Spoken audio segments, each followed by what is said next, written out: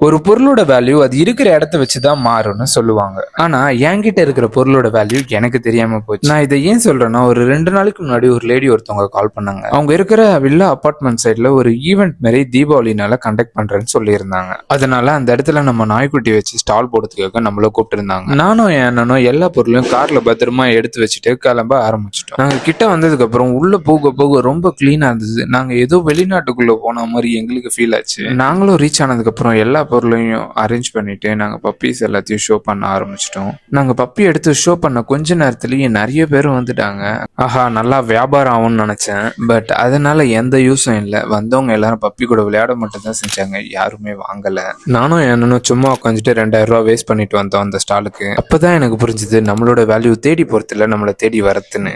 நாங்களும் கிளம்பிட்டோம். கடைசியில கடவுள் இருக்காண்டா குமார்ன்ற மாதிரி நம்மள தெரிய டாக் ஹவுஸ்க்கு கஸ்டமர் வந்துட்டாங்க. நீங்க என்ன உங்க ஃப்ரெண்ட் இந்த மாதிரி டாக் வாங்கணும்னு பார்த்துட்டு இருக்கீங்கன்னா என்ன காண்டாக்ட் பண்ணுங்க, நான் ஹெல்ப் பண்றேன். என்ன மாதிரி பட்ஜெட்ல என்ன மாதிரி பப்பி வாங்கலான்னு.